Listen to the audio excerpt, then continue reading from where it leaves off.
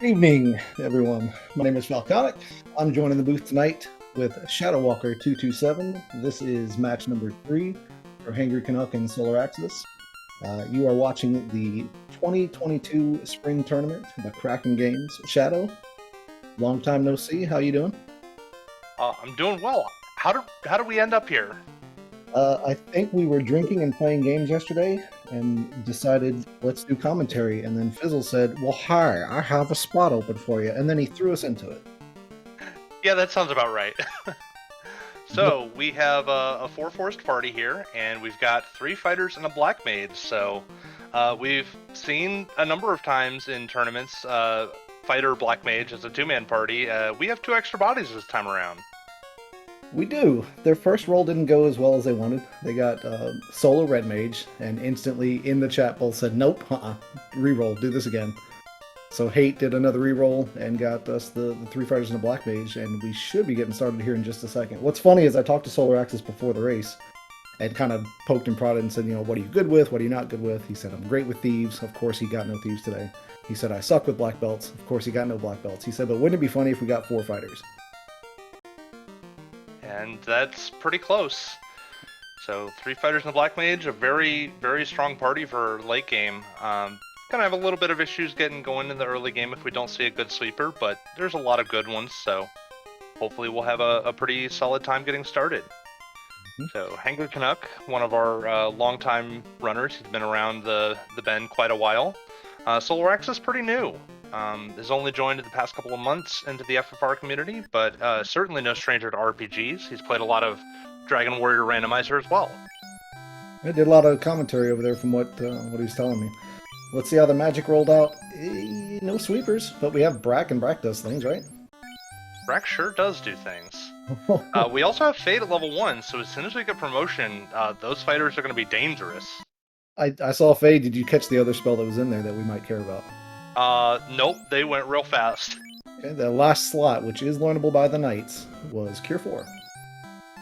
Fade and Cure 4, you really can't ask for much more on a knight. Life 2 is icing on the cake, but that is solid enough to get you through the endgame. So apologize for me here, or I guess I'll apologize ahead of time. I'm going to go ahead and bust out a few of the old school phrases. We've already seen a veteran move from Hangry Canuck. He did dip into that white magic shop to check and see because he knows he's probably going to class promote and he wants to see what they can learn. So our Solaraxus didn't yet, but it could just be one of those things where if and when he promotes, he's going to swing by and check it out at that point. Yep, certainly both methods are very valid.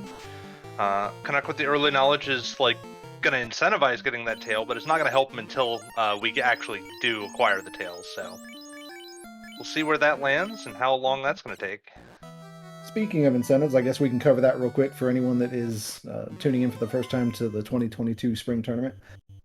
Pretty standard incentive locations. Ice Cave, Ordeals, Marsh Cave, not Marsh Cave locked.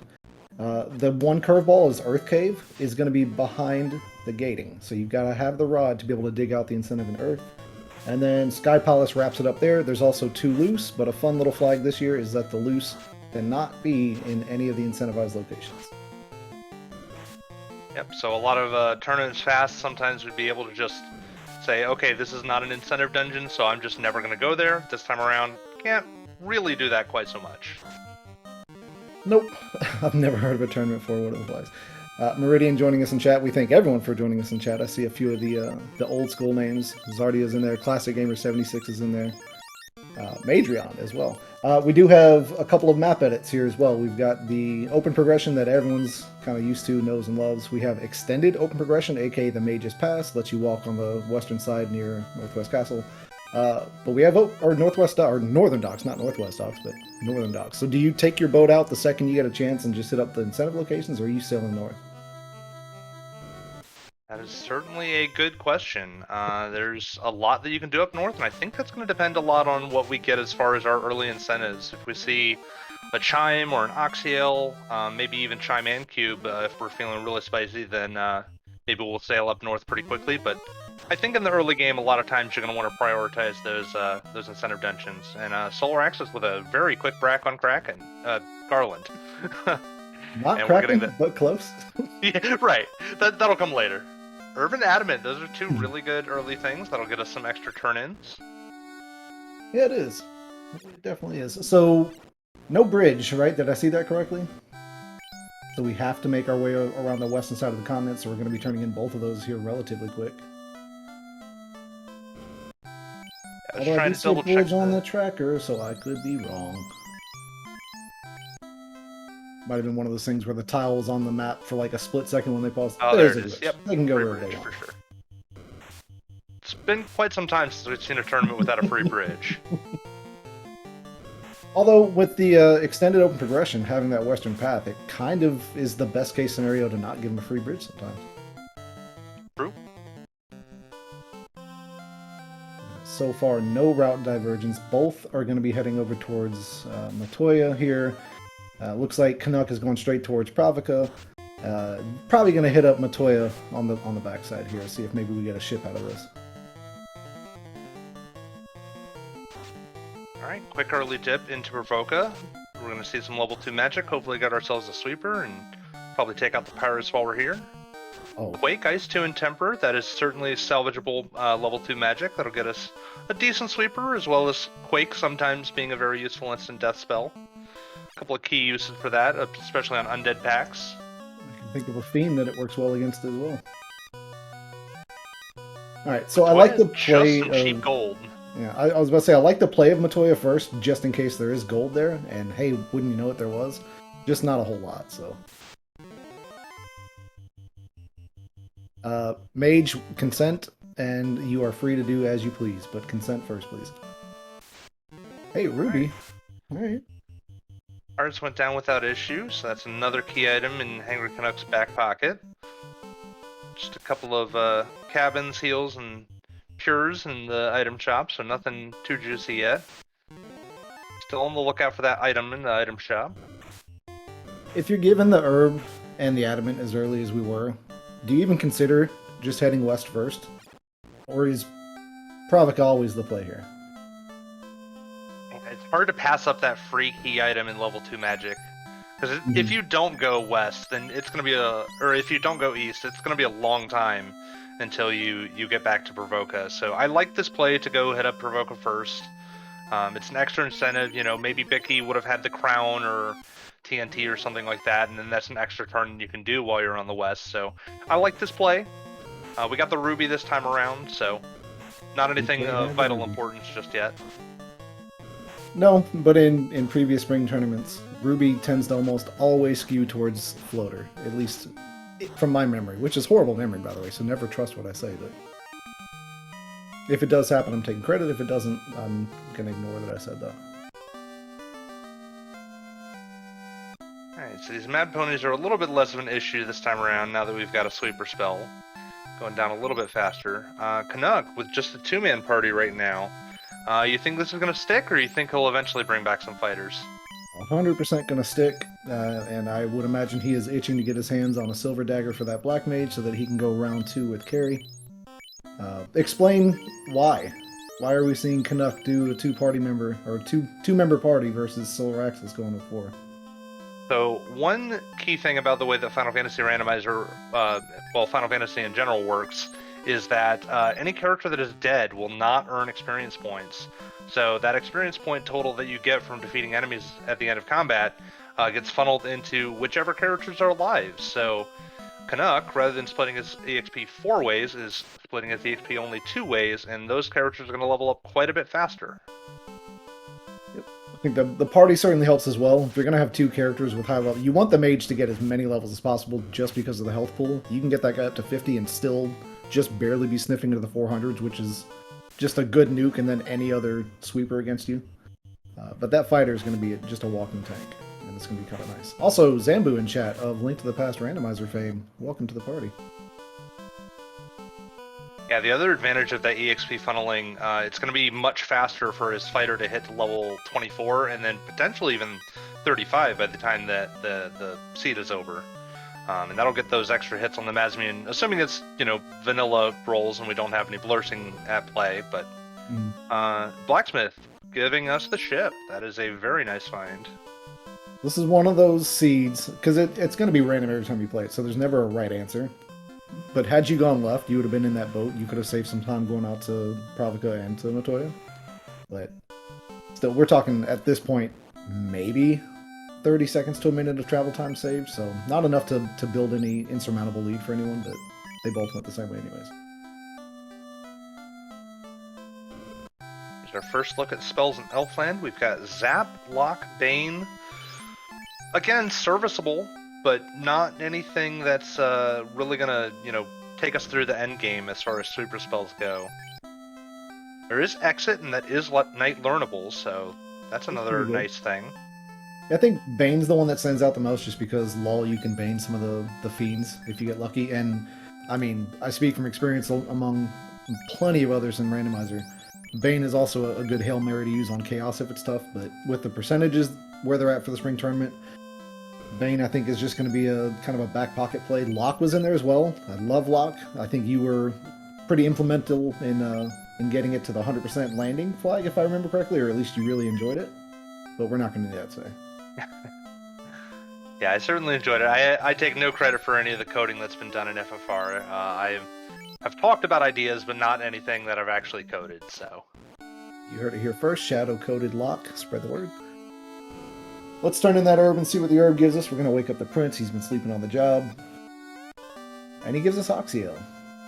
Alright, that's one of those items that we talked about maybe pushing us up north, so we'll see if anybody makes that play. And with the Northern Docks, you do not need the floater or the canoe to dive that dungeon.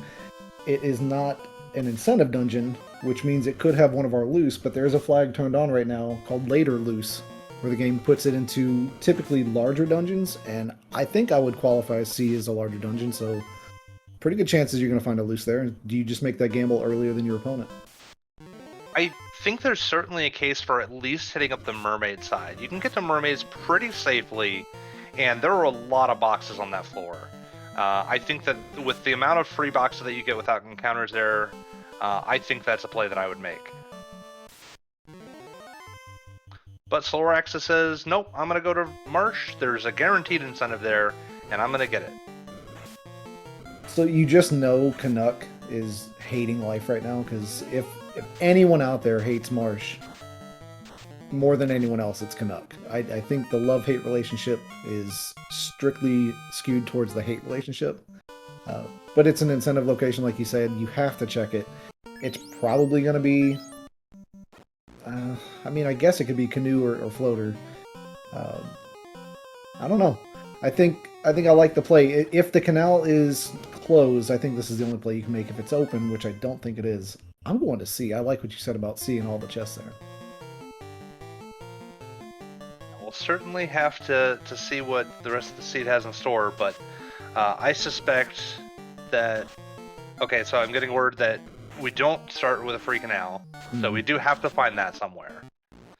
So that makes an extra reason for going to Marsh Cave here. I don't think actually we have that many things we can do aside from Marsh. No, not if the canal is closed off. And Reese, our tracker, is in chat letting us know that Marsh has to be either canoe, TNT, crystal, or crown. Either one's good. Just give us access out of the sea here. The rod we saw was for sale, by the way. I think it was close to 44k. Once we do get the canal, which we're probably going to get in here, that does open up Earth and our incentive item beyond the gating. Is that where you head, or is the levels just a little bit too low yet? Depends what rolls in Earth. Earth can be kind of nasty. There's a lot of different enemies there. Just so many chances to run into something that has a stray blizzard or something like that. But Canuck, our first one to get the canoe in Marsh. So definitely going to be very happy about that. That gives a lot more options. They're not good options, because you were just talking about how deadly Earth can be. What do you feel about ice this time of year? At these levels? Ice is rough, but we do have access to Volcano. Volcano Armory floor notorious for having at least one good item every seed, so there's certainly a lot of chests there on that floor, so... Canuck gets his canoe. He's got to walk it out. Unfortunately, he has no warp or exit yet. Two-man party. The dangerous part is early game. So if you're going to catch up some time on Canuck strategy here, it's going to be early. You kind of hope if you're Solaraxus, excuse me, that Canuck runs into some adversity early, but so far it looks like a pretty free walkout. I don't think we've seen anything too deadly. And as the seed goes on, you said it before, his levels are just going to start to grow astronomically, and at that point, it's going to be really hard to keep up. Yeah, absolutely. Once you get out of the early game, once you've got those initial 15, 20 levels on your two-man party, it's generally fairly smooth sailing. There are, of course, a couple of nasty things that could happen. Death Touch being a very strong candidate for a run stopper. But aside from that, you're not getting, stun locked or death touched. They're going to just keep accelerating faster and faster as we get closer to endgame. Another thing I like about the two-man party is it's way easier to gear up. You don't have to worry about spending a lot of money. Oftentimes, just finding a ribbon, 2 ribbons, and a pro ring is more than enough. If you can get the fighter the pseudo ribbon of the dragon armor and the Aegis shield, and just slap a ribbon on the black mage, it's just way more convenient. But you just got to get through the early game, and so far he's flying through it. He has no issues. Yeah, absolutely. And since there are fewer bodies to gear up, that means we can now end up selling a lot of that equipment that we don't necessarily need. And we talked about, that rod being 44k. Selling equipment is a very strong way to make that money up. What's the over-under on this seed just being absolutely silly, and the sage is giving us the floater? I'm gonna go with floater in either ice or volcano. I think they're gonna have to work a little bit harder than that. Sage is, I'm gonna guess canal. I think they'll give us some progression, but not, just open everything up right away. Rudy does make a good point. This is the Artea special for the party comp, fighter and black mage. Very, very quick for restream for all the reasons we said so far, but... Oh, Solaraxus takes a wipe out of Mars. That's going to cost him a little bit of time. I didn't see what caused the issue. I did see that 2 of his fighters were down, although that could have played towards his strengths like we were talking. Oh. Yeah, so it was Scums with Squint. Without any pro rings, without any ribbons this early, that is definitely a quick party killer. And they are unrunnable, so not a lot we can do about that. I'm surprised I didn't see him throw an Ice 2 at any of those packs, because Ice 2 or Fire 3, either one would take them out very quickly. My guess is he was probably out of charges. Coming back in here, he only has 1 at the moment, so... So Canuck doing exactly what you said you'd be doing. It's selling off that armor that you're getting. We do see some gold bracelets available, but they're a little pricey. I think for me right now, I'm favoring gear over the rod. The rod's 44k. You can easily pick that up. Volcano, you said, had a lot of chests. Ice may have a couple chests here as well. So we'll see what he does next. But my guess is probably that Volcano Armory. Oh, definitely. Crescent Lake. Selling gear is definitely a good way to make that money, but like you said, especially in this early game, where especially the two-man party is going to struggle a little bit more, you need every bit of armor that you can get. So selling armor is definitely a strong play, but not maybe one you pull the trigger on right this second, because even if he sold all that gear, he's not going to make that 44k up. So got a little bit of ways to go before that. So a couple other flags that are enabled at the moment that we haven't had a chance to talk about. 2 of them are kind of getting thrown by the wayside. White Mage casting harm actually damages all enemies, but we have no white mages, so who cares? And better level 1 cure and heal, which, again, not going to matter, because the only cure that we have is cure 4, and that already does as much as you need it to. We did just spot Nuke. It was the 3rd slot in level 6 magic, so it's going to be accessible, but we're going to have to wait a little while. I think that's one of the slots you can learn without promotion. I'm not super familiar with level 6 Black Mage slots, but definitely going to be used later.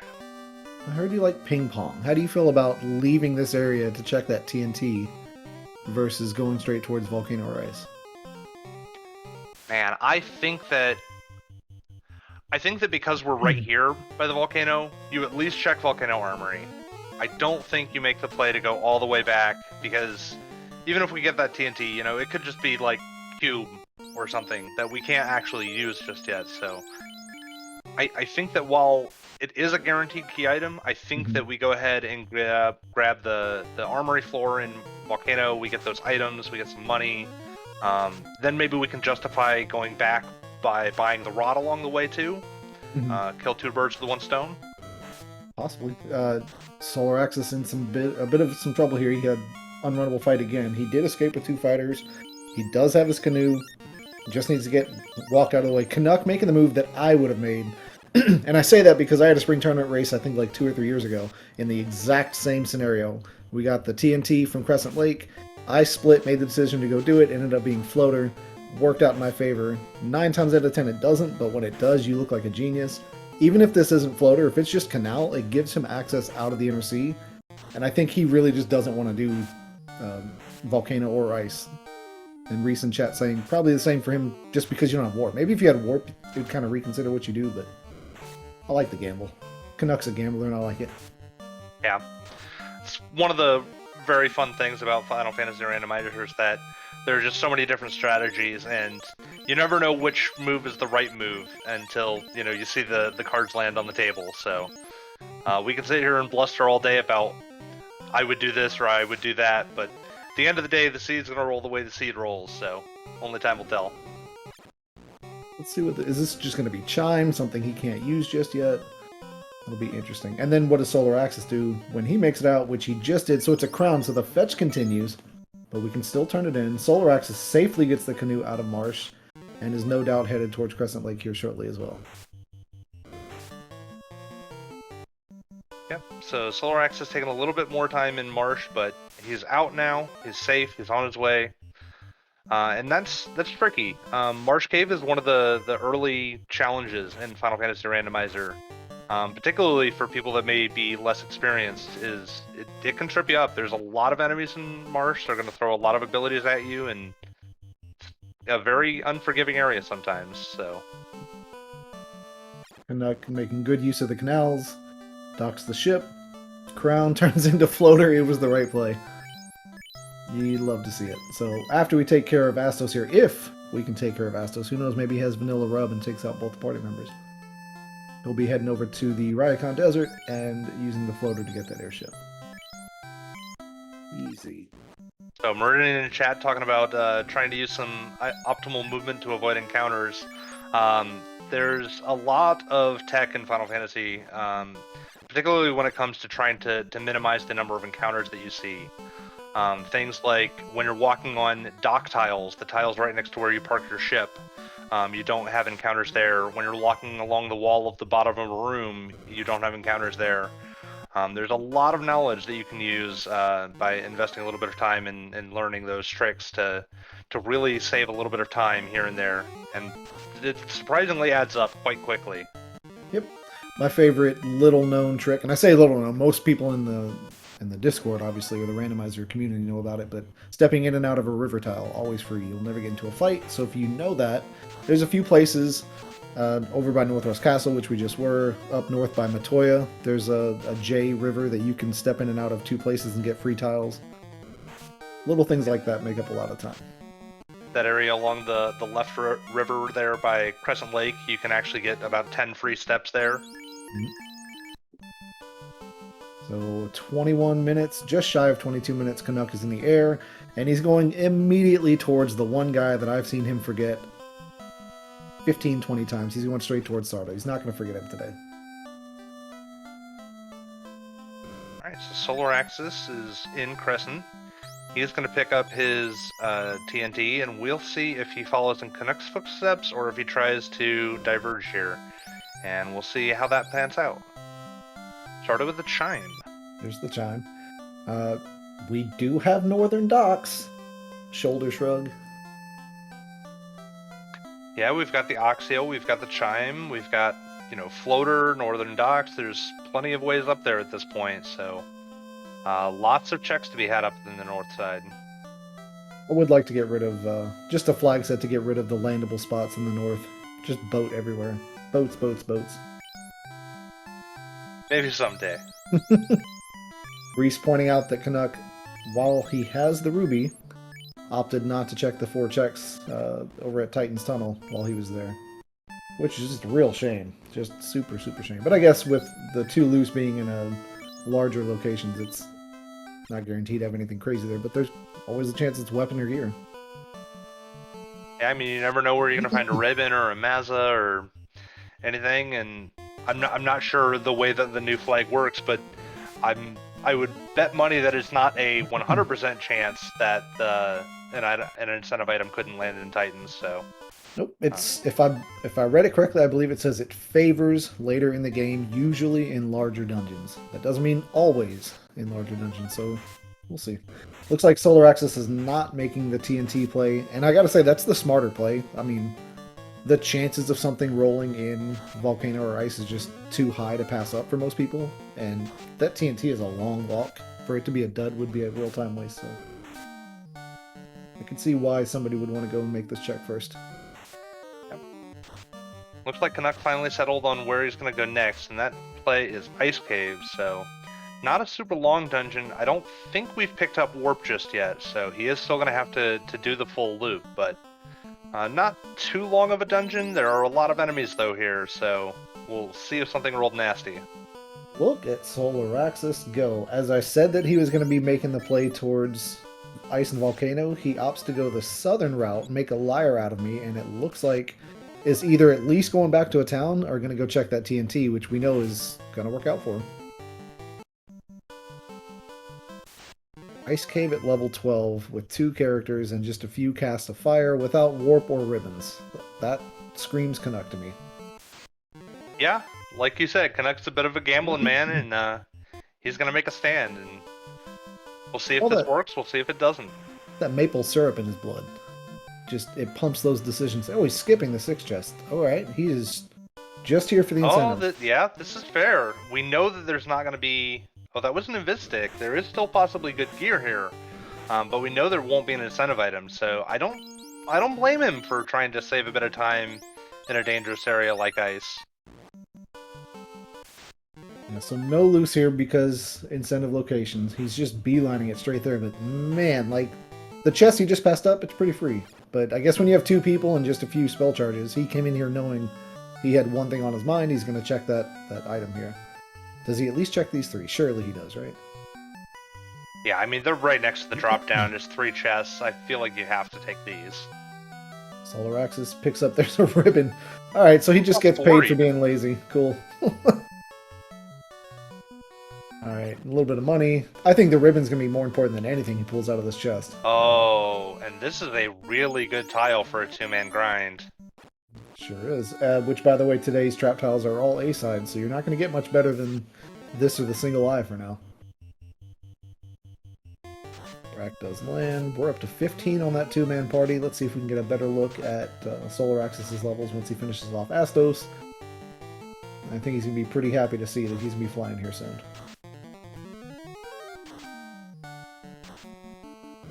Meridian chat, was it Marsh, Marshlock, TFC, and Canaria Castle?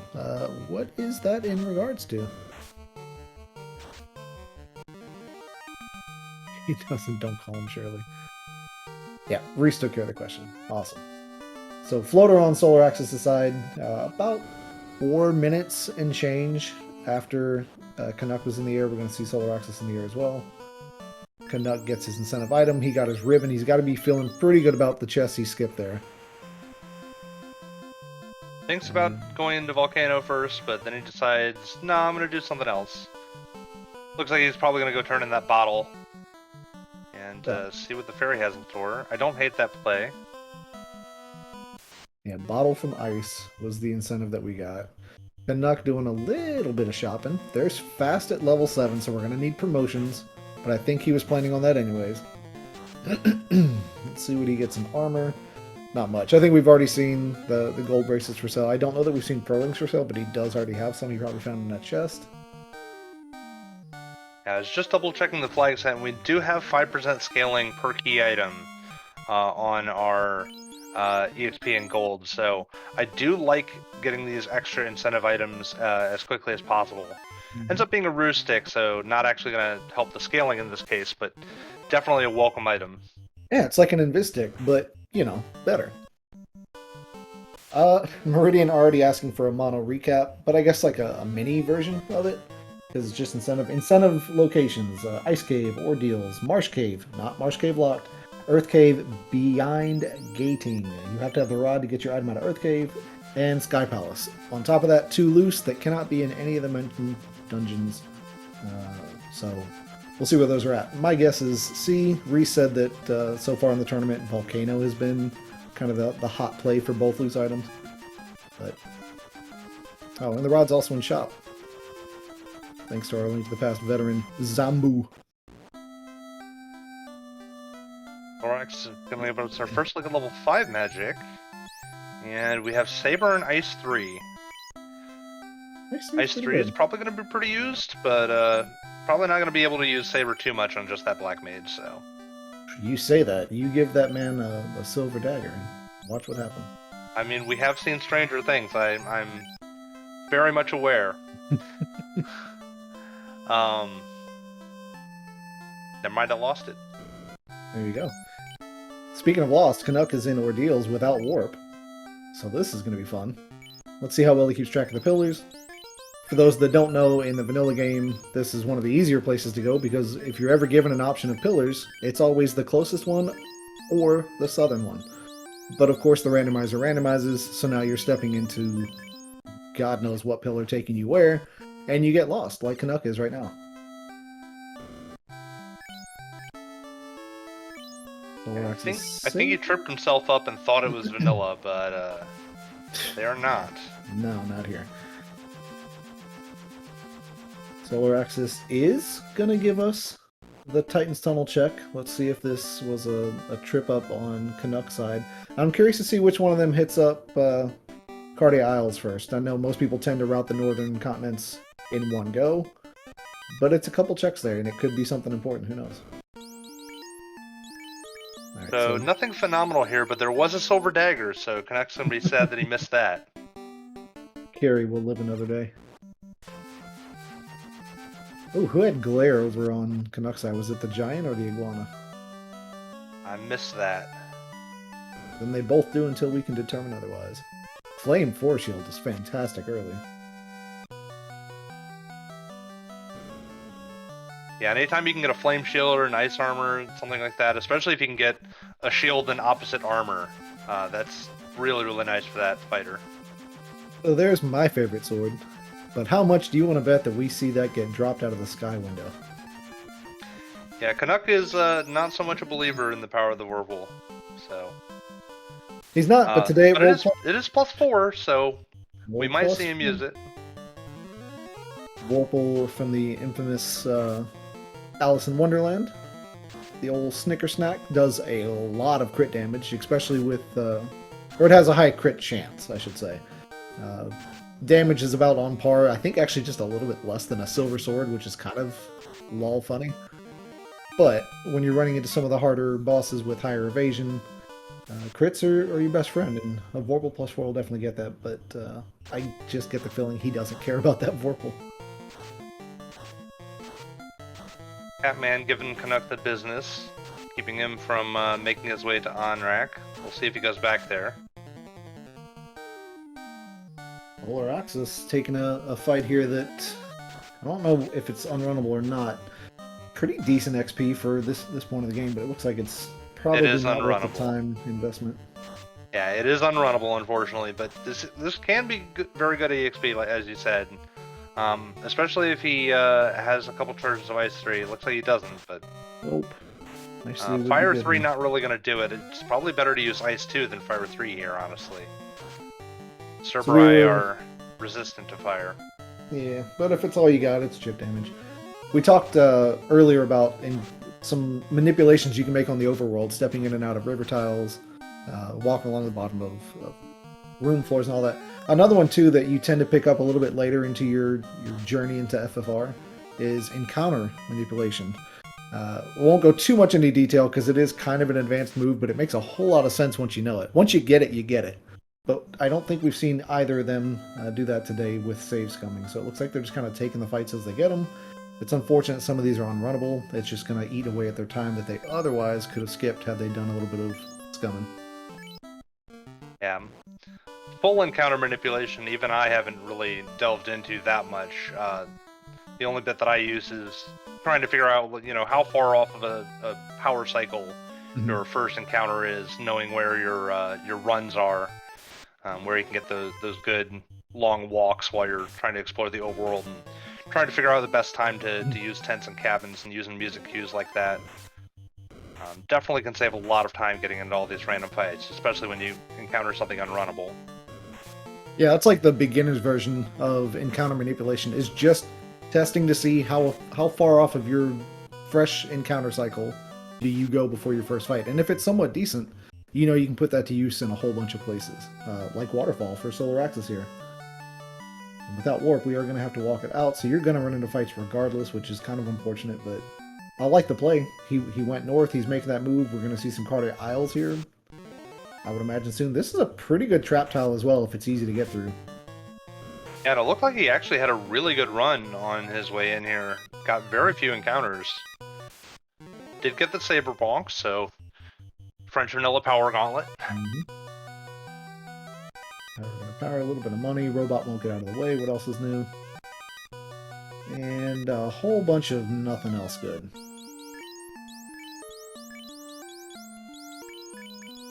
So just kind of looking over at the inventory here, Canucks Fighter is on fire. He's got the flame shield, pardon the pun. I think Iron Armor is like the weakest he's rocking right now, and even that's fine. Solaraxus, because he's got those extra party members, he is down 1. I like the adjustment. He's still kind of spread a little bit thin there. I think the absorb on those fighters is probably hovering around 20-ish compared to Canucks tank. Ha. Yeah, it's interesting. With the 3-man party, you could even go with 1 fighter in slot 1 and 1 fighter in slot 3 and try and just bank all of your absorb in your first slot. Yep. That would be one way you could go and try and, save on equipment. This way is also totally fine. It's going to make that Black Mage a little bit safer. He's going to take fewer of the hits this way, but it does mean that both those fighters are going to need to have some pretty decent armor to avoid the incoming melee chip. That's a good point you brought up there about putting a fighter in slot 3. Why?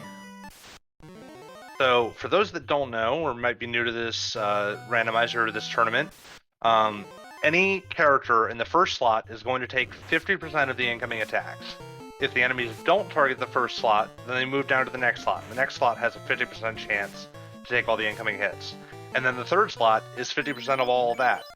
So that means that the first character is going to take 50% of the hits. The second slot's going to take 25% of the hits. And then the third and fourth slots are roughly 12.5% of the hits. So if you choose instead to use your fighter in slot 1, your fighter in slot 3, and your Black Mage in slot 4, that means your first one is going to take effectively 75% of your hits. And the other fighter and the Black Mage will only take 12.5 roughly percent of the attacks. Except for, in the case that Reese pointed out, if it's Kraken, Kraken doesn't care about any other slot other than where you put your White Mage. So good luck. Moist Mogwai in chat. Hello. And yeah, it is. It's 2018 all over again. We're gonna race and he's gonna beat me through Sea Shrine. We are about 35 minutes into the seed, 36 minutes into the seed. We'll go ahead and do a little bit of a recap just to catch people up that might be joining late. So this is round 3 in Pod F. This is the Hangry Canuck versus Solaraxus. I am Shadowwalker227 on commentary, as well as Falconic. And joining us in the booth to do tracking is Reese. And Canuck has gotten, I'd say, a little bit of a lead. Not like a substantial amount of lead time-wise, but has certainly gotten a lot of extra EXP compared to Solaraxus with his 2-man strat. Solaraxus is back on the 4-man strat right now. They were roughly in the air about 4 minutes apart. Canuck a little bit faster into the air, but Solaraxus is definitely making up some ground, so this is going really well. Canuck has his money for the rod if he remembers to go back and get it. Solaraxus is pivoting, and I like the play. Hangry Canuck immediately went over to Ice and got his incentive item, which you said earlier is another 5% XP, and he's already running a 2-man party, so he's already funneling XP. This is a great move from him. Solaraxus not doing incentive locations. He's going over towards the Sea Shrine, which could have one of our 2 loose, but it also has the mermaids, just a lot of checks, could be some gear there, some armor, and he really needs some with a 4-man party. Oh, we do have Brack as well, so that's a decent way to take out Kraken, so As long as we can actually get to Kraken, this could be a pretty simple fiend kill. I'm not going to say trivial because it's Kraken, and Kraken does There Kraken has things. never, in the history of FFR, has never been a race won because somebody went to Kraken and Bractor. Ever. It's never happened. Sure. Nope, Nope. never. Has Nope. certainly never happened. Certainly Not never Kraken happened. 1 nor Kraken 2. It wasn't a game 3 of 3. It didn't determine who moved on in the tournament. Nope. I can't think of a single time. Huh. Crazy. Oh, you're right, because it was a Bane. Anyways, Sorry. still stands. Sorry. Solaraxus going through the mermaid floor. Nothing too crazy yet. We still have 3 more chests to check. I like the fact that I believe he did skip the floor before. If you're going to find your loose items, you hope to find them here with no encounters, but all he did was find his rod money. And now he's going to backtrack and go. Canuck is a copycat. He's been known to not have any original ideas. He only follows the flow of other people. He's copying Solaraxus, and he's in Sea Shrine now. EFC had a key item. Yeah, it happens. Was that a stone touch on the Naga? Yeah, it's fine. It's no big deal. Stone's fine. See, 1 stone in return for another. Uh-oh. This is what happens when you come to Sea Shrine unprepared. You have a stone fighter and a solo black mage and no softs. So this is an important note. Even veteran runners sometimes we forget that you need to buy soft potions. They are very, very important. You never want to be caught out and not be able to get your party members back. Yeah, and I believe we started with... Let's see if I can pull it up here. Beggar's Choice for the starting inventory, which is kind of nice. It started him off with 5 tents, 20 heals, 1 pure, and 1 soft. So he must have already used that soft at some point and didn't have it when he needed it.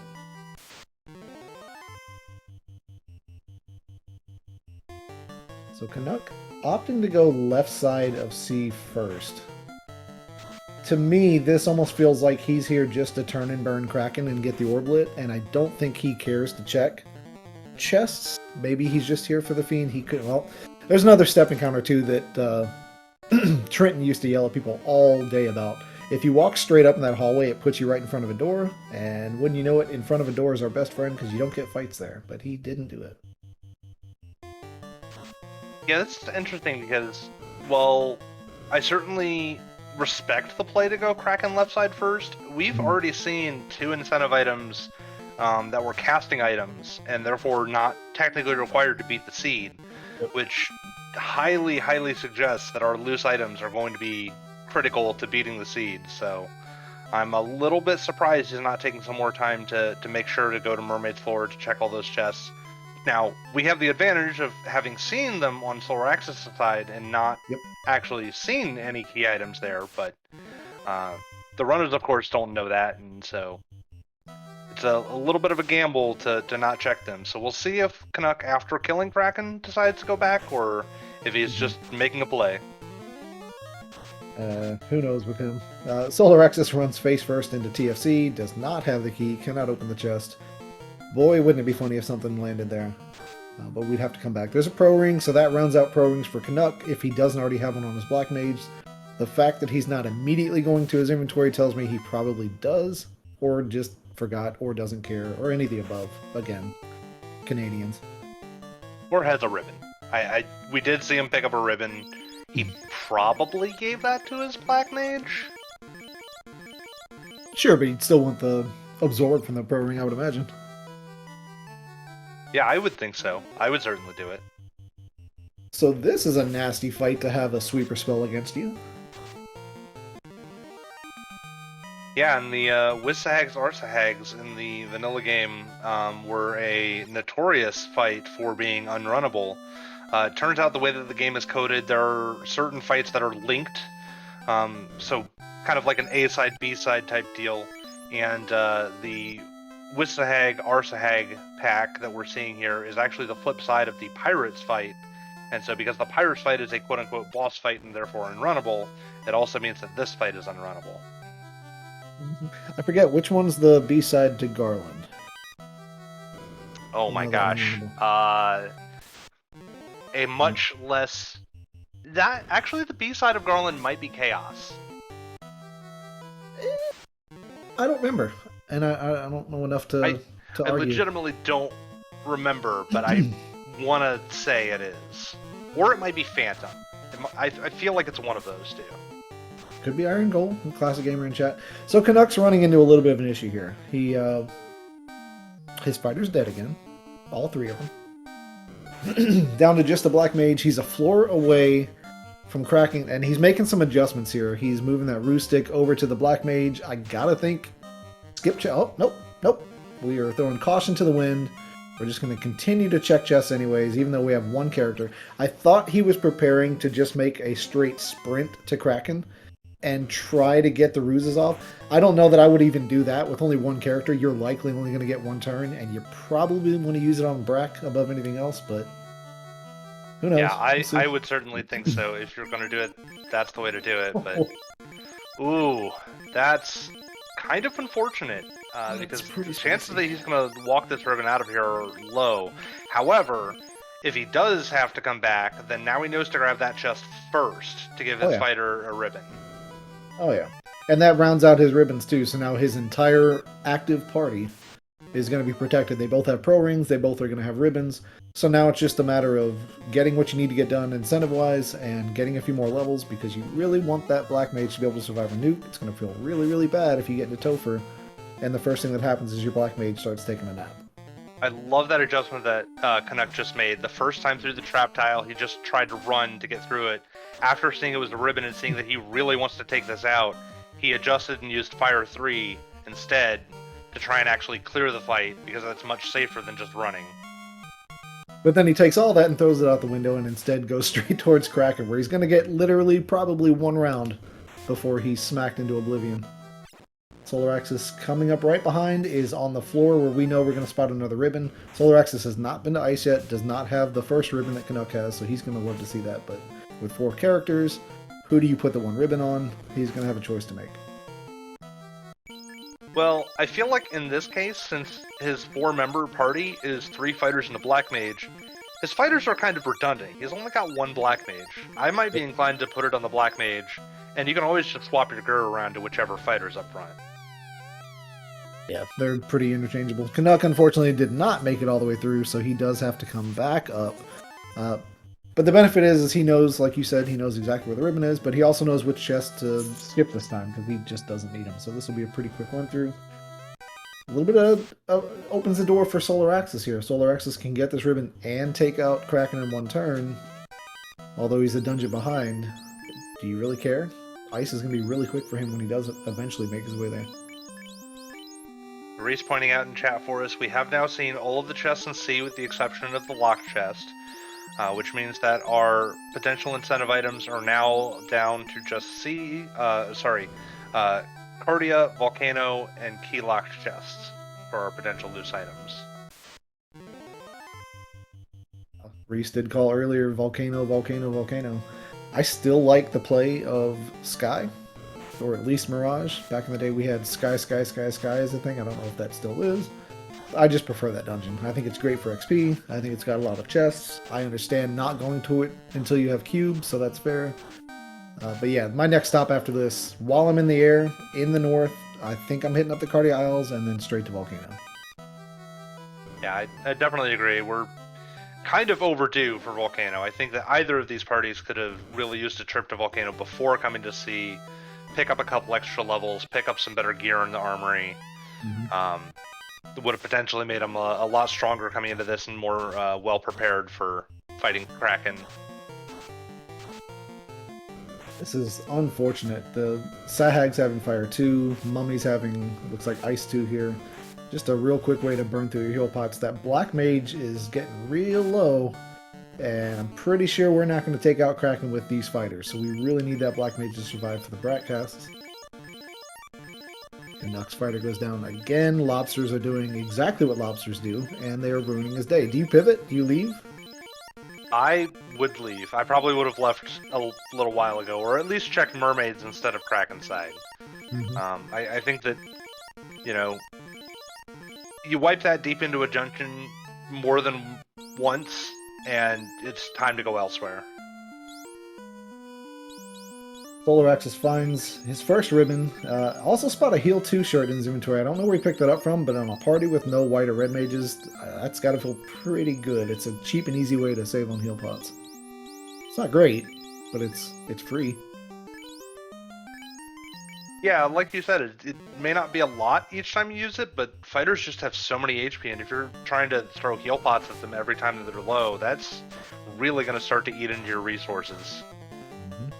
Canuck pivots again, doesn't hit up Cardia Isles while he's in the area, doesn't go to Volcano like Reese said he would, and we both said we would. Instead goes towards buying his rod and goes to Earth. He's skipping a lot of chests here, though. I gotta feel that he feels pretty strong.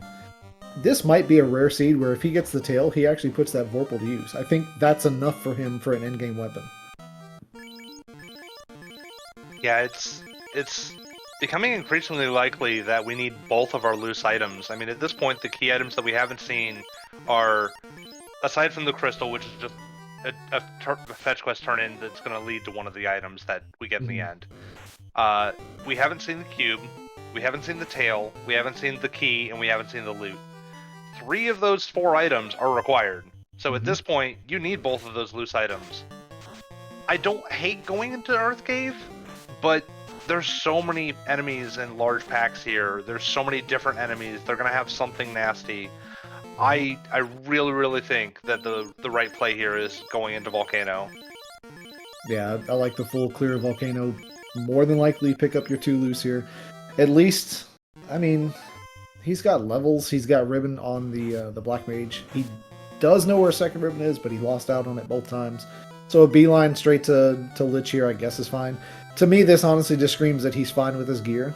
I think his armor's looking pretty great. I don't know that he can expect anything better unless he finds like a dragon armor. I'm really starting to wonder, is this going to be one of those seeds where he says, listen, I know Falconic's doing commentary, and it's the best joke I've ever used to throw it out the window, but I think he's going to put that Vorpal to use. So if that's the case, he's done, right? If he finds armor along the way, great, but he's not going to go checking chests in incentive dungeons that have no chance of being a loose item.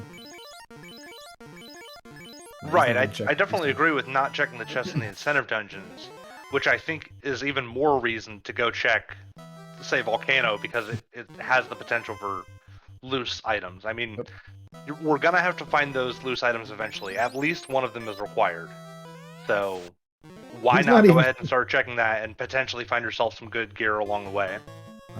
I fully agree. He's not even checking chests 3, 4, 5 steps off his path here.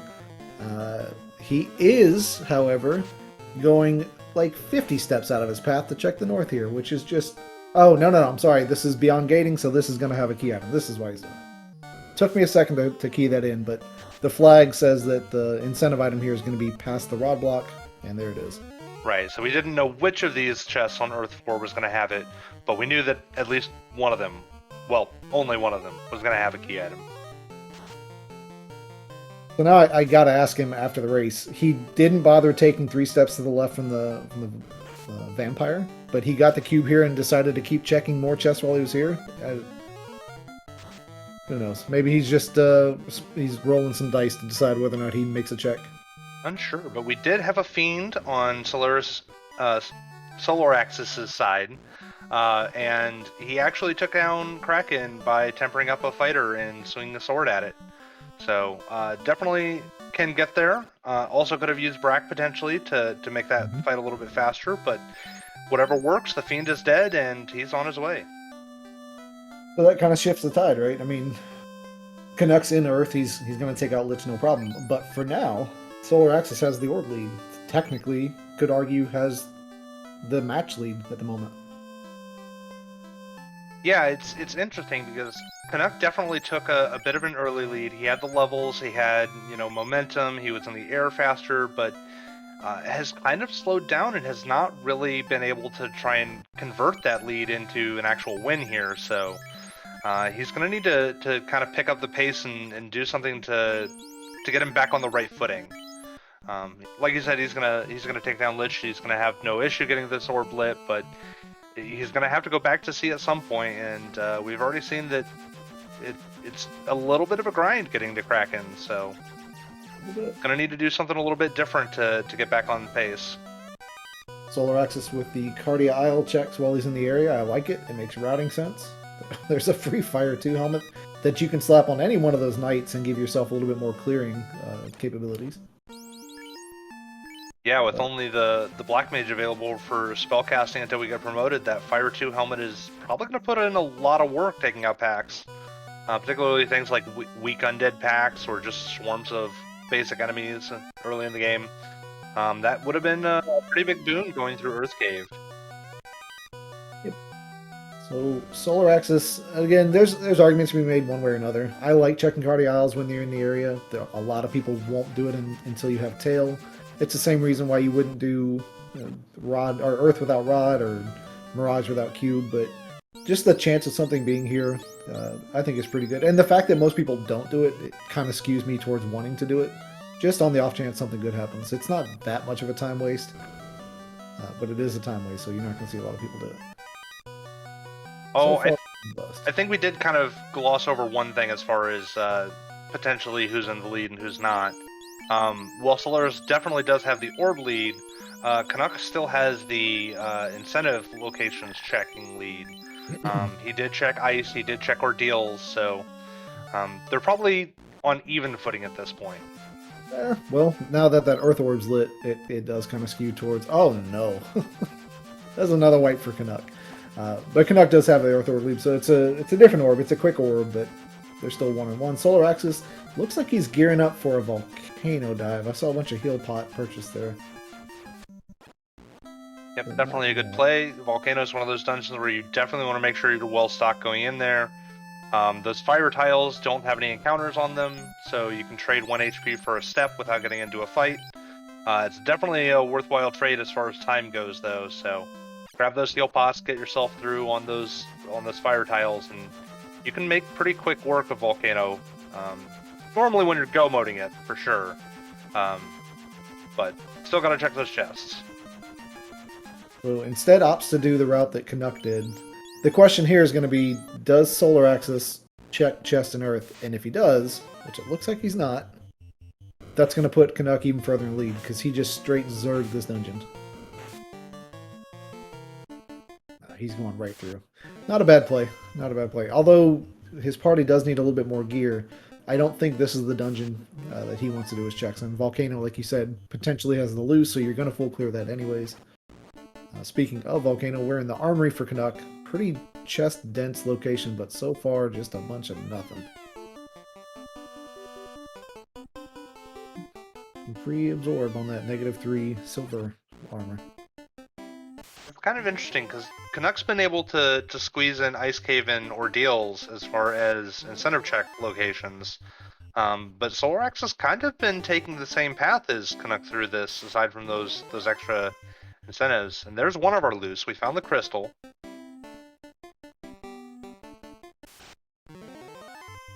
Reese is halfway towards being correct. Large dagger is not going to get the job done. We really want that silver dagger. I believe Canuck already does have one in hand, so carry beware. Interesting. It probably seems after getting burned out of Sea Shrine, I think, what, 2 or 3 times, he's either saving the crystal or he's immediately going to go turn it in and see if maybe that doesn't lead to a tail. Looks like it might just I think both are completely valid. I like just saving it. The rest of Volcano is not going to be scary enough that you really need to get promoted beforehand. You really just got the Agma floor as far as chest dense locations. There's a couple one-off chests, but I don't think it's going to have too much trouble getting through the rest of this dungeon. Checking the flags here in just a second.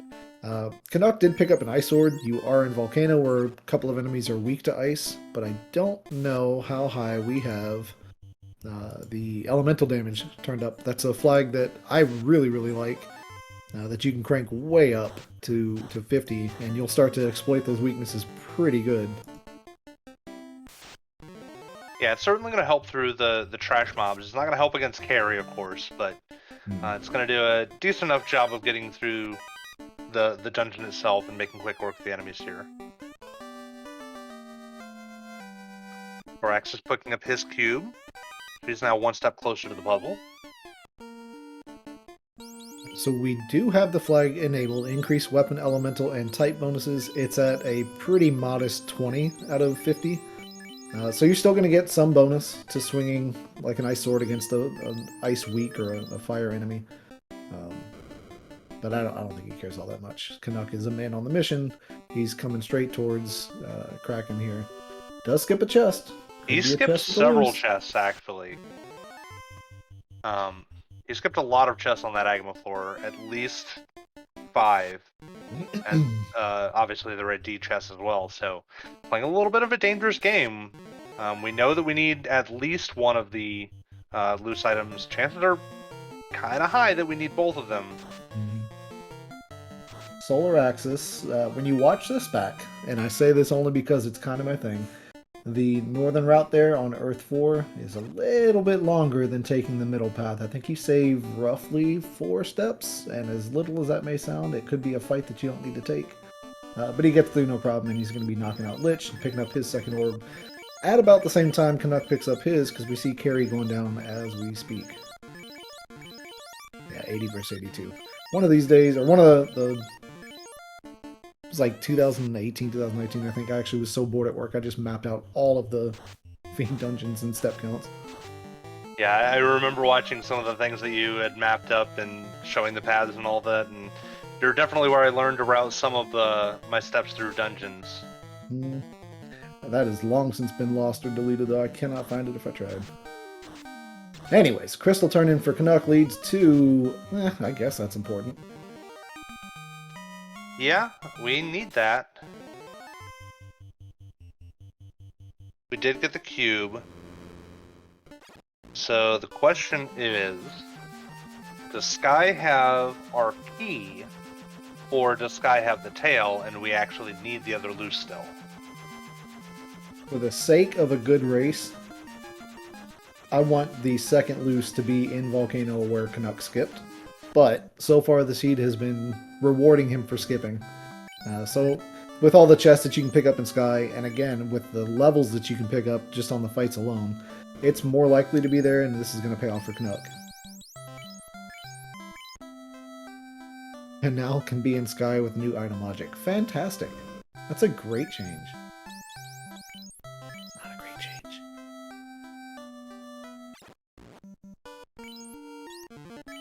Where's Canuck going? To pick up Nuke? Because have we not seen Canal? We haven't seen Canal. We have not seen Canal yet. We didn't need it. We got the airship. We just flew right. over. So we actually have what? Sky, Canaria locked, and Volcano. Oh well. Well, Canary Lock's not incentive, so. Oh, it's not. Okay. No. So we've done Ice Cave, we've done Ordeals, we've done Marsh, we've done Earth. Sky's the only incentive location left, besides the extra loose that we haven't put our eyes on yet. Interesting. Which off the top of my head doesn't sound right, but it is. No, this does not sound right, because we have Canoe, we have Tail, or I'm sorry, Canal, Tail, and Key that we haven't seen. We have Sky. Right, but you got to remember too that one of these loose items is probably going to be a long fetch quest, and you're going to knock out a bunch of the NPCs along the way.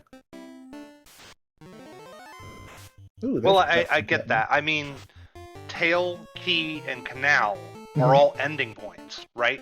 So regardless of what items are along the way, like those are end items. I guess we will find out. Yeah, I'm looking at the flags now. Ice Cave, Ordeals, Marsh, Earth, Sky Palace. And then main NPCs and fetch quest NPCs, so. Fire 3 making quick work out of the mummies for Canuck. Canuck hasn't turned in the slab, according to Reese, so there you go. He translated but didn't turn it in. And he's in the area. But at least he translated, so he's not going to get loop-looped. But the question is, does he remember to go and talk to the Lufenites? Lufenites?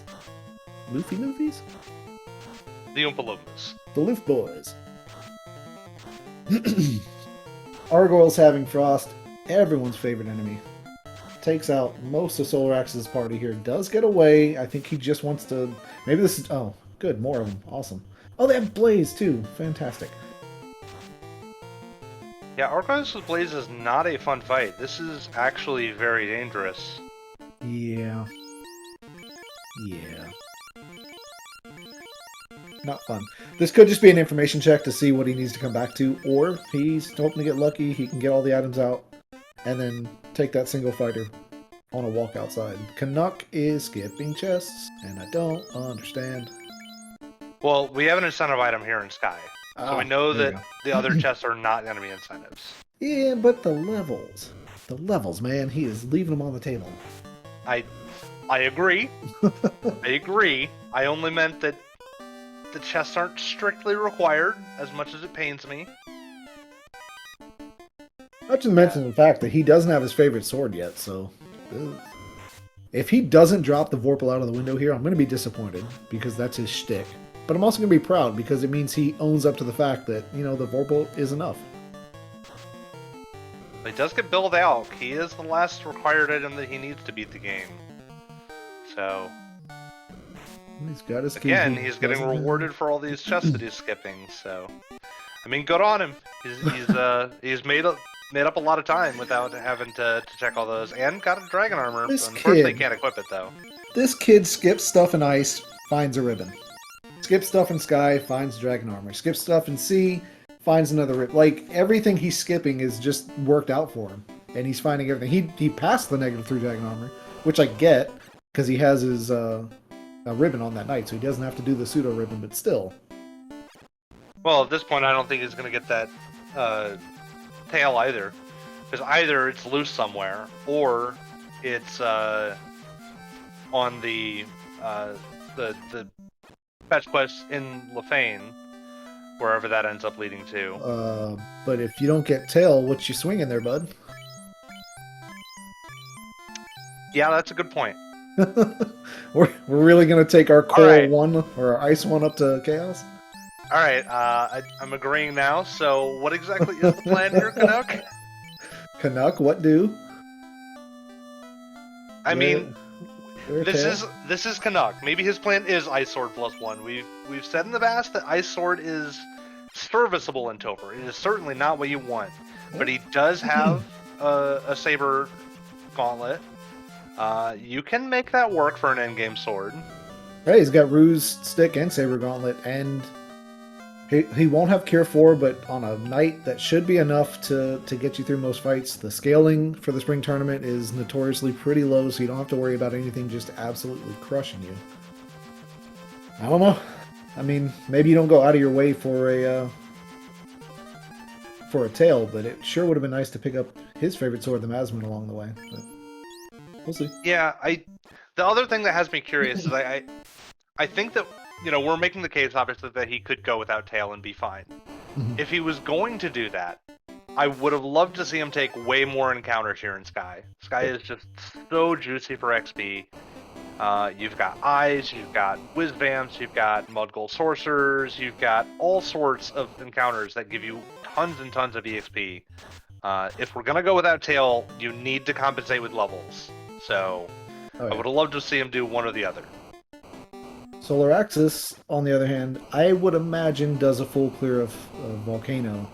And if you're playing the family game at home, you're really hoping to see that second loose here, because it could pay off for him. If the second loose is tail, even though Solaraxus has to gear up more people, it's going to give him the better gear advantage. It could be enough to swing the match towards his favor if we run into a difficult Topher, but so far the Siege just been very, very friendly to Canuck and hasn't had too much adversity.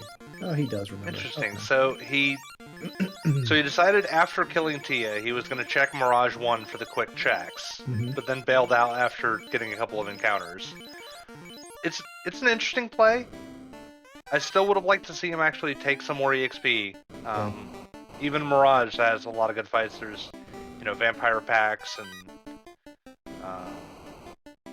Yeah, it's a little confusing, right? Because you went with a two-man party for the XP lead, but you're not going out of your way to get... Second loose was in Volcano. It was completely unnecessary. Canuck wins again.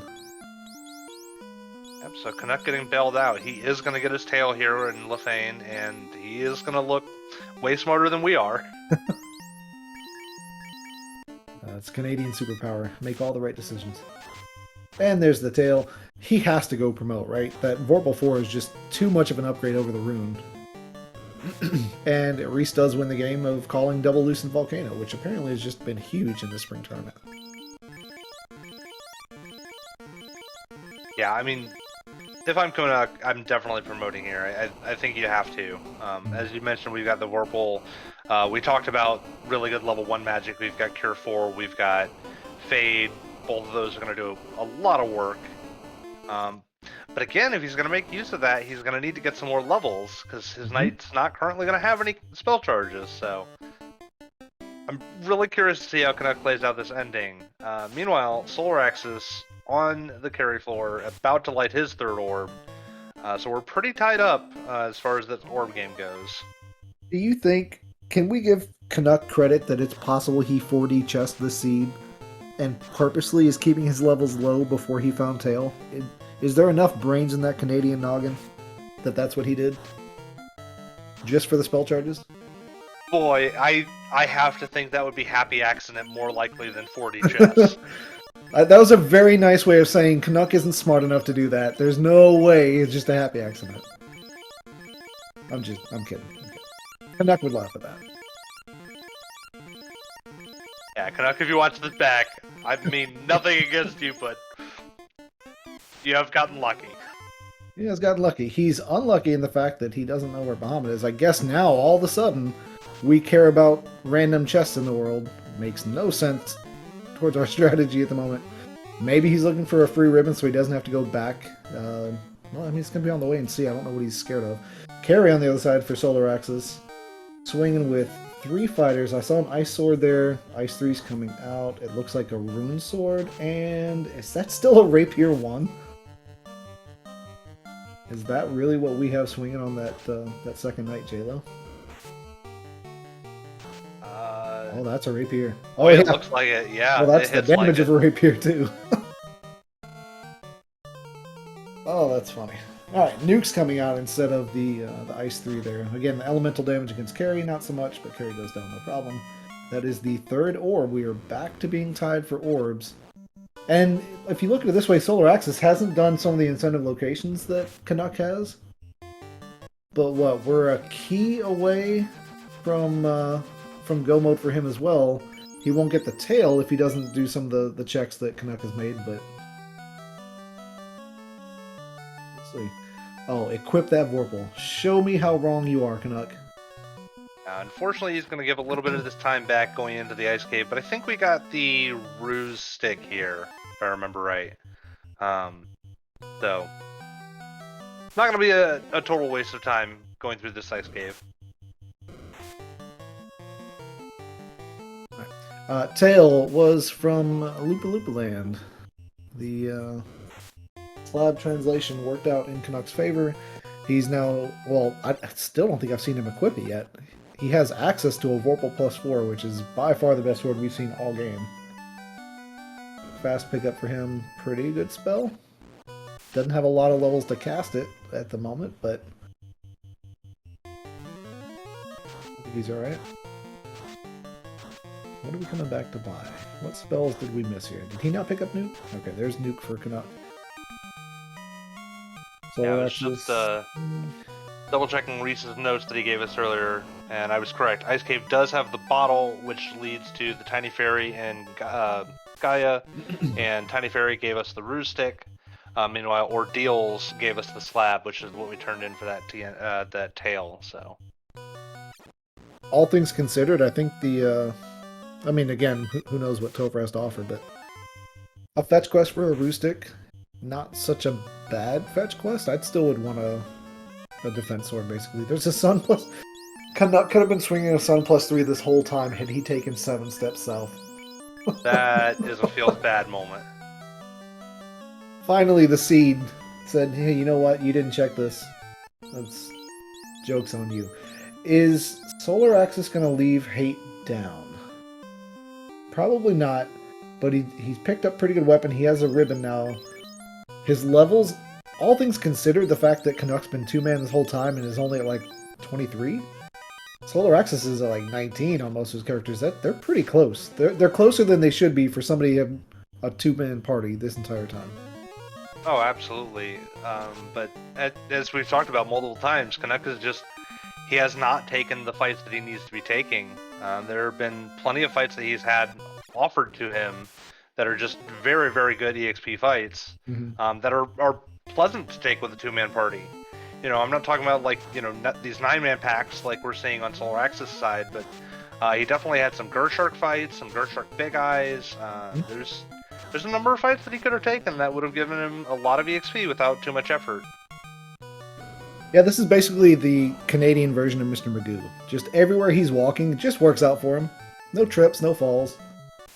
Just everything's lining up Canuck. The only thing he's missed out on so far, and he doesn't care anymore at this point, was that Sun 3 sword, which is a fantastic sword, don't get me wrong, but I mean, it's no Vorpal 4. Am I right, Czar? Can I get an amen?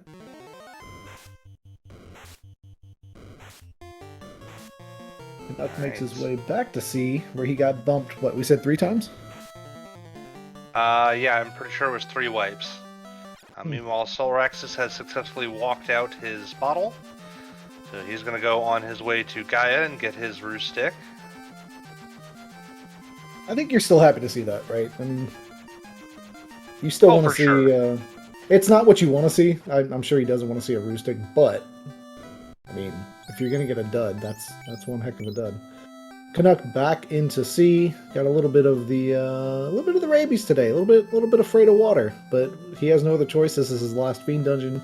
There is another ribbon here. I think it's the only other ribbon we've seen besides ice, so he's gonna have to pick it up. And then at that point, he's that boy's set. Yeah, there's certainly a good many chests that we did not see in this seed. I have to feel like it was maybe one of the Q block chests, maybe one of the chests in Sky that we skipped up. But we have only seen those 2 ribbons, so definitely gonna pick that up in Sharknado Floor. That's probably the only thing he picks up, honestly. I don't think there was anything else along the way there. Solaraxus not doing ordeals yet, though. What does he think? I thought he was going to go into Sky. It looks like he's on his way to Ordeals now. There he goes. That, fun fact, is where I landed my airship as a kid because I had no clue. Also, hello, Blue Steak. Speaking of good EXP fights to take. This is great. It's great. You got the weapons to swing against. It's fine. You're going to get some XP here. It's a little bit longer of a walk to get to Ordeals than if you just landed over in the grassy patch to the east. But, I mean, when you run into a T-Rex right away, was it a bad choice? Probably not. So looking like 18 to 20 for levels for Solaraxus party, so he's definitely doing a good job of keeping his party going as far as getting those levels needed for Topher. I believe the Catman had crack. I remember seeing the joke in chat, but he's already saved on the overworld. He's fine. Canuck making his way towards everyone's favorite fiend. Canuck, why are you not taking these fights? And where are you going, Canuck? Okay. Canuck, also making a routing error. You do not go north on this floor. You cut west. Save some time. He doesn't want to. Even with the tiles inside that room being encounter free, it's still a longer walk. And I don't think it saves you all that much on encounter steps either. I think it actually ended up being more encounter steps to go up that way. Yep. I don't remember 100%, but I'm pretty confident. Okay, so confirmed Canuck has cracked a few open. We're getting good old classic Canuck. I wonder what he's drinking tonight. It was a knuckle-headed move. That's canon now. Solaraxus making his way through Ordeals. Ordeals gave us the slab. We know the slab turned into the tail. It's going to be pretty good for Solaraxus. I'm not really pushing him towards finishing the C just yet, but he'll be able to equip a little bit better gear and armor. But we said like 1,000 times now, he's got more characters to gear up, so, I mean, not a whole lot to go around. He dropped... Oh... Did he just drop his Vorpal? Yeah, he got the Ice 1 sword and was like, I don't need the Vorpal. So he dropped it, so that's cool. Well, Okay. He's nothing if not consistent. And stupid. Alright, so Solaraxus is in the clear lead because he's going to be picking up the Vorpal here soon if he doesn't already have it.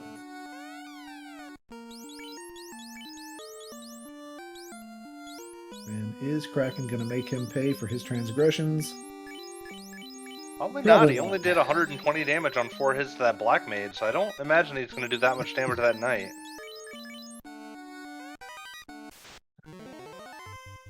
Well, you take it from here. I'm going to see if I can figure out how to delete somebody's Twitch channel here for dropping the Vorpal. One more swing on Kraken, and down it goes. That is 4 orbs for Canuck, but only, well, I take that back. It's not 4 orbs yet. We still have a couple steps here so we could get in fights. I'm still not happy with Canuck's levels. For a 2-man party, only being 24 on lighting his 4th orb, that feels really low. It turns out I can't delete somebody else's Twitch account, so I'm going to have to do a phishing campaign to get his credentials, I think.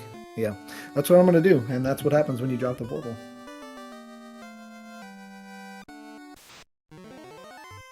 A classic gamer, 4 orbs with no endgame swords. Well, he had one.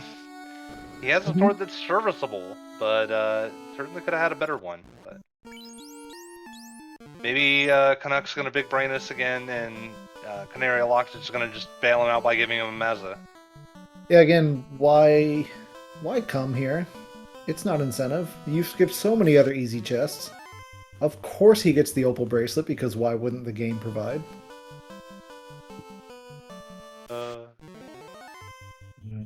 Okay. Canuck, we love you, bud, but watching you sometimes is infuriating.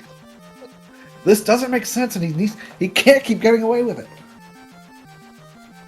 Alright, Solaraxus, you got 3 orbs lit. You All got of your his cube, incentives knocked out. you got your chime, you got your slab, you're about to have your tail. Canuck dropped the Vorpal, so he's kind of not smart. The window is here, right? Canuck is going to enter Topher at 120. Pretty respectable time. That's kind of on par with all the other spring tournaments I've ever seen. The question is, does he have enough to get through? I don't like the health on that Black Mage. Yeah, I have said it multiple times already. I'm not happy with Canuck's levels. I think if you're a 2-man party, you really need to be on the high side of 20, close to 30 maybe, going into Topher. I know we always talk about, spring tournament scale not being, super crazy or anything, but just the number of times that we've seen runners take, a bad stun touch or a death touch or, heck, even just, a Whizvamp Zombie D pack at the end of Airfloor. If they get a first strike on you and, get a round of wallops on, that can do a lot of damage. Are we grinding red Ds in Topher? Of all the places we've had opportunities to get XP, this is where we're stopping? Okay. Alright, maybe just missed up. Whatever. Solaraxus is about to pick up his tail. Gonna feel pretty happy about that. I want to get a look at his weapons that he has. He does have the Sun. Sun's a fantastic endgame weapon, especially +3. If that's all he had, it would be enough. But he's going to have access to a Vorpal as well. And then a nice one as like a fallback.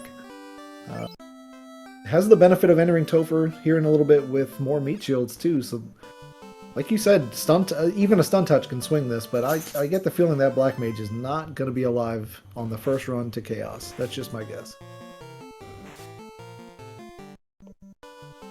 He's not having too bad of luck so far. He's gotten a couple of encounters here and there, getting some decent runs off. Looks like he's at not the most favorable part of the encounter table, though. Definitely getting quite a few encounters on those last couple of floors. I mean, those are the floors to get encounters, right? You don't want to hit up C-floor with the chunky part of your table. Yeah, it's already pointing out that Canuck does have a Saber Gauntlet and a Ruse Stick, so with given enough turns, he can turn that into, as strong of a weapon as he wants, but if you're going to do that anyway, why not use a Vorpal that has a better crit rate? Yeah, right. It doesn't matter, right? The Kraken's going to one-shot the Black Mage. Ha's going to get off at least one round of the Ruse Stick, and then it's just going to be RNG from there. Well, blink and you miss it. There goes speed bump 2. I mean Lich. Time to turn into adults over on Solaraxus' side. We now have full promotion. Point towards Solaraxus. 3 characters with Cure 4. Feels pretty good. Yeah, so I have to think that the winner of this race gets decided by how rough the end of Topher is. If this is a rough Topher and Canuck gets bounced, then I think this is a clear point in favor of Solaraxus as a team right now. He has more bodies alive, he has better equipment, he has almost equivalent levels, and with having more people with that many levels, that's better off. Yep. So, if Canuck takes too long to get through this Topher and gets bounced a couple of times, I think that this match could swing the other way, but for now, Canuck is still in the driver's seat. For now. If Solaraxus digs out, say like, oh, what a weak carry. 1 hit for 5. Okay, so this isn't the gatekeeper. If Solaraxus picks up, like, say, a Mazmoon and it rolls anything higher than vanilla, it's only going to take, at this bit of a lead, 2 wipes, I think, in Topher for him to catch up. Yeah, I think that's about how much time Canuck has right now, is about a wipe and a half, 2 wipes, depending upon how deep he gets before he wipes. Yeah, best case scenario, I think just the fastest I've ever seen a Topher clear was just north of 6 minutes. And then that's blazing. Like, that's running from every fight, getting each fiend down within a turn or 2. But if any flags are going to allow it, it's spring tournament flags. You can scorch through here if you really want to. Yeah, I mean, to be fair, I've been harping on his levels, but we have seen crazier dives. We've seen, level 19 parties in spring tournament flags that have gotten through Topher, so anything can happen for sure. I've taken all mage parties under level 20. I think I did it against Fizz. Oh, hey! It's almost like I called it. Wow! We are surprised. Well, would you look at that? Just look at it. Kraken takes out the Black Mage with a single hit. Ha is going to survive this. Ha's got all the ruses up, so this fight is going to be... I mean, maybe Kraken gets a couple crits in, but I don't think it's going to be enough. The real problem now is that there goes your fast. So if you run into any sort of evasion, which I guess the flags don't really allow... Maybe well, there's Cure 4 at least. You slog through it. Oh! Speaking of crits, you take one more of those and that's a wipe, sir. If only you had a better sword. And bye-bye. There it is. All right. I love it when a plan comes the together. My thought is you shouldn't have dropped the Vorpal, you jerk. Well, I know that's your thought. I might also have that thought, but as far as game plans for getting further, we got to do something. And clock is ticking. Solaraxus is on his way to catching up. And I don't even know that I would say that Canuck has a full wipe advantage at this point. It depends on what Solaraxus does next. If he got the key. If he just goes, then no. But, and we said this like 3 times already, this is such a great dungeon for levels, and you don't have the Mazmoon yet. You have that 3rd night. I would have been fishing for a little bit more gear. I also understand you're an hour and 26 into the seed on a flag set that probably is completed by now, so your opponent hasn't finished. You still felt like you have a chance. It kind of lights that fire into you to maybe be a little bit more aggressive than you normally would like to be. And that to me is always what spring tournament has been about. It's not who's better at a particular flag set. It's who can hit that moment in a seed where you just know enough's enough. Like, I can do it with what I have. It's time to stop and go. Well, stop checking and go. I would take this fight. 100%. I would take this fight. Solaraxus, you have the gear. You can do it. You have a Saber Gauntlet. You have Temper. I see no reason not to take this fight. That is so much free XP on the table. It is good XP. 4 hits already swinging, so we're not running into any sort of evasion issue. If we get a couple tempers on Hangry, which it's insanely ironic, or maybe not. It's funny that he put the Vorpal on Hangry, his fighter, because that's the one person that doesn't care about it. Alright, Black Mage is down, but we're swinging for a respectable 400 damage on Warmac. A couple more hits like that, and this is going to be a done deal. Crazy. Look at the Ice Sword doing nothing. Look at the Vorpal doing everything. So great XP. Funny enough, great XP on his 3 tank characters. He missed out on the Black Mage, so he's going to lose out on a couple spell charges, but if you're going to take out a high experience enemy, it doesn't suck to have it funneled. Yeah, for sure. And honestly, I think that with his 3-night party, he can get those 3 nights to the end game, even if he loses the Black Mage. You know, you can always put the Ruse Stick on the first night, put the Saber Gauntlet on the bottom one, and just have one that's tanking away and have one that's swinging away, and you'll get there. Well, his benefit too, I mean, like chat's pointing out, he has more just meat shields. His benefit is that he's got the Ruse Stick on the night that he has the Vorpal on, so smart move there. Great. He also has an Invis Stick that he can put on another character, and unlike Ruse, you can cast Invis on somebody else.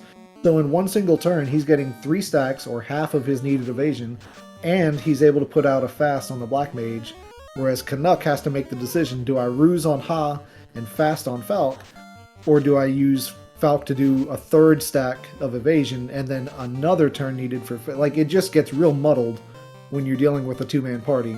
So point to Solaraxus, keep him 4 alive. He'll have a lot more options at least.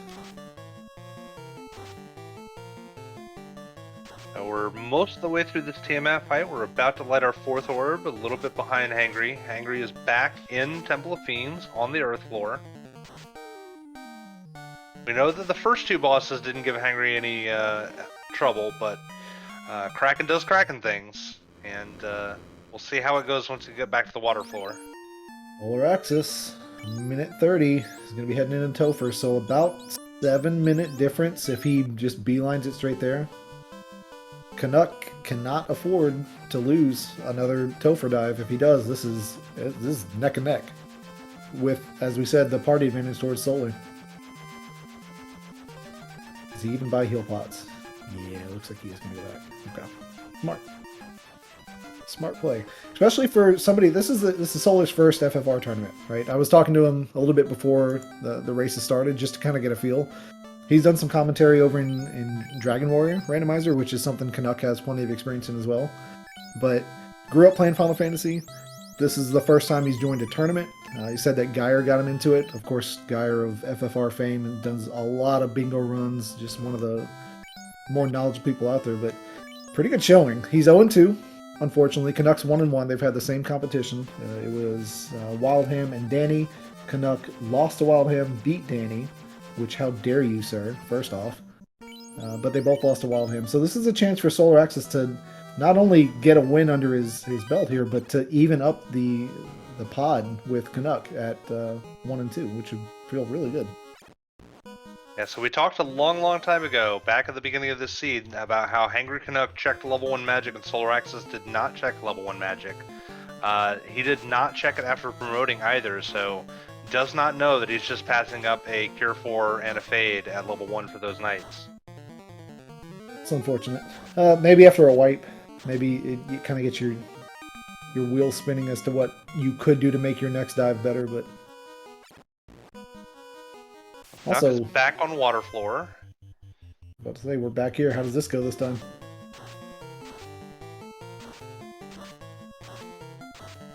Does get a run against the giant seafood party pack, so that's always nice.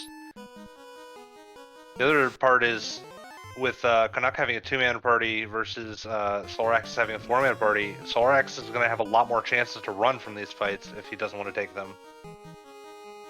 Yeah, he'll have better chance to run from encounters, but Canuck's going to have quicker encounters with bosses. And by quicker, I mean he's going to get smacked by Kraken again, and the fight will be over quicker. That's what I want to be very clear what I mean about that. Yeah, what I'm trying to do here, Shadow, it's kind of subtle. I'm trying to will this into existence. So, like, when I say will into existence, I mean he's going to go into this fight and Kraken is going to smack his Black Wizard, right? I mean, that's what happened last time. I wouldn't be surprised. What? The adjustments on this is interesting. What? All right. All right. Excuse me, sir?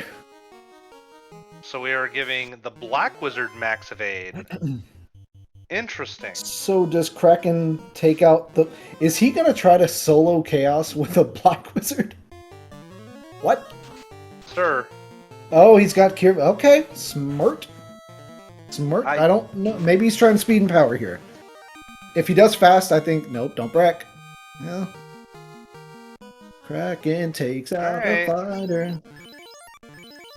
Brack is a 6.5% chance to land on Kraken 2 and Tiamat 2. It's not unheard of for this strategy to work, but certainly not the one that I would like to rely on. So, this is awkward, but Solar is now in the lead. Yeah, I mean, at this point, even if Canuck manages to get through Kraken and Tiamat and Chaos, like, the amount of time that it would take him to do that with a solo Black Wizard versus the Solaraxus party is significantly longer, especially with this being his last Brack cast. I was just about to ask you why hasn't he reset yet, and would you have already, but of course he does it right then. Here's something that Canuck should be doing that he's not. So for anyone new to this game, and you find yourself in a situation like this where you have met Brickwall has looked you dead in the face and said, "Hello, I'm here." Very, very, very easy thing he could do right now. Just head south to Canaria and res those two fighters. Sure, they're not going to live very long. Fine, doesn't matter. But if they can make it to a Fiend fight, that's just one more person that can absorb a hit for you and just get you through a fight. But he's not doing that. He's just heading in with two. It's Canuck style. I mean, he is who he is. He's had some success in the past. Today it's kind of biting him.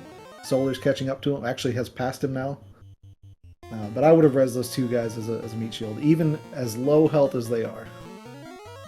And those other knights are just level 1 knights, though. I don't even know if you could get them, because they're not going to help until the Kraken floor, right? Like, what you need them to do is you need them to soak a Kraken hit. I'm not sure you could get those two drug all the way to seafloor alive. So what Mono taught me way back when I was a young FFR player was to res them up and just take a couple fights. Just go take a few fights. He doesn't have warp or exit, so you'd have to do it on like a grind tile somewhere. But you have 2 tiles and, well, I guess 1 tile in Temple of Fiends that he could have checked. There's options out there other than just smashing head into brick wall. Oh, for sure. Definitely ways that you could adjust this. I think the biggest way that I would have adjusted this is just take more levels along the way. Again, we harped so many times about fights that were good EXP that were just left on the table. And if you're going to do a 2-man party, you got to take more fights. The 2-man part, the Artea strats, as you often hear them called with the Fighter and Black Mage, only works if you take your fights along the way, because what that ends up doing for you is just giving you an insanely tanky fighter or knight that can end up swinging some pretty good weapons. But it gets that health up on the Black Mage as well, so that, say, Kraken 2, targeting a mage, as Kraken 2 does, isn't so much of a guarantee of a one-shot. Solaraxus steps away. Switch your attention over, because Solaraxus is on new ground. We are fighting Kraken with a party that actually might be able to beat Kraken. I'd love to see a heart monitor for Solar, right? Because this is his first tournament in FFR. Said he didn't do a whole lot of randomizer or competitive randomizers outside of this. This is his actual real first opportunity at his first win. And that first tournament win is so huge. And to come against somebody like Canuck who's dumb enough to drop a Vorpal, oh man, isn't that icing on the cake?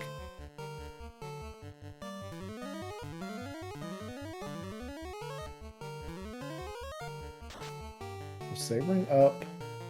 Looks like all of the attention's going towards his Hangry Knight, which is great. He's got him in a perfect spot. You talked about that 3rd slot earlier. The weapon's good. Ruse is good. He's going to start swinging. Even if he loses a Knight, do you think he really cares at this point, this far into Topher? I mean, it's possible. He'd have to get pretty unlucky to lose a fight here. I think that maybe he loses a party member, or he just doesn't. So that's definitely good for him. Taking 4 people past Kraken, we're gonna get to Tiamat with a full team up, and that puts him in a really good position to set up for the rest of this Topher. To Canuck's credit, he's caught up quick though. He sure has. He's made up a lot of ground. He's back on Kraken, and his team is alive right now. He's got to get some damage out though. Yep. And quick. He needs to, at this point, Zerg or do the full fizzle strat, just speed and power. I would be doing maybe a fast and then swing and nukes. You don't have time to mess around with this Kraken. Yeah, it looked like Kraken actually didn't have that much HP. It was just Hangry was never able to. Well, Speaking of HP, got a cure 4, so take that with a grain of salt. But Canuck was just never able to make his way even into that HP pool because he was losing his party too fast. Tiamat 2 on the other side of the screen, opening up with Swirl. Not the worst AoE skill that you can see here. No. Certainly is a strong one, but it's no nuclear, it's no nuke. Cheeky Quad X does land for Canuck. Canuck has passed his hurdle. Solar needs to step on it. This is where having a 4-man party slows Solar down. He's going to have to go through that many more turns. Canuck, who is very experienced in this game, is now on to Tiamat, and his turns are going to go by a lot quicker. He's only going to have 2 inputs and go. 2 inputs, go. So it just depends on how hard. Does Tiamat hit hard? Have we seen a swing yet?